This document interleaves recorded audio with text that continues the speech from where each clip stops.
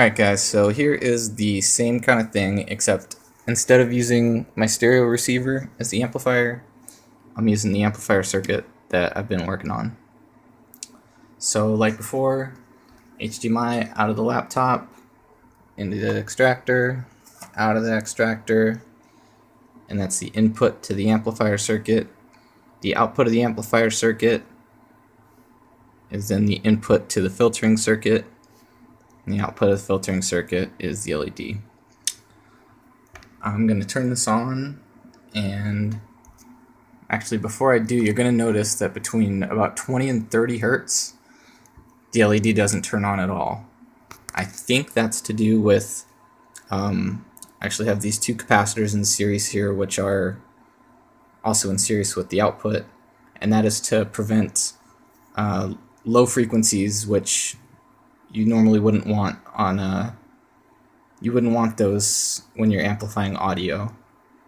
You would just, without them, you would just have a constant low frequency, and this light would never not be blue. So they need to be there, but for some reason they're blocking those 20 to 30 hertz frequencies. So we'll need to do something about that. So the video's going now. It's about to cross 30. There you go.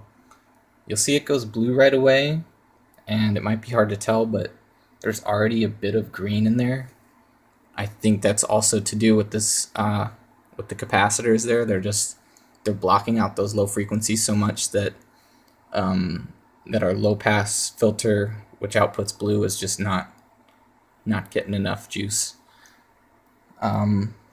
So here we're up to about 100, and it's going more and more green. Da, da, da, da, da.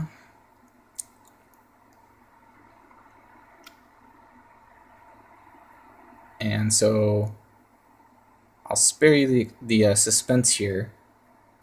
Well, so it's pretty much solid green right now. Kind of looks white on my phone. But it's going to turn red at about 3,500 hertz, which is that's pretty much what we want. We're kind of more concerned with those lower band frequencies. 0 to 5,000 is where the vast majority of sounds are coming from. So it's good that it turns red, pretty early on.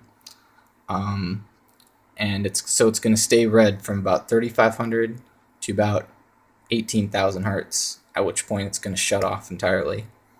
And so that's exactly what we want. So I'm noticing a trade-off here, which is that with the stereo receiver from the last video, and here you see it's turning red finally, at 3,000, 4,000 hertz.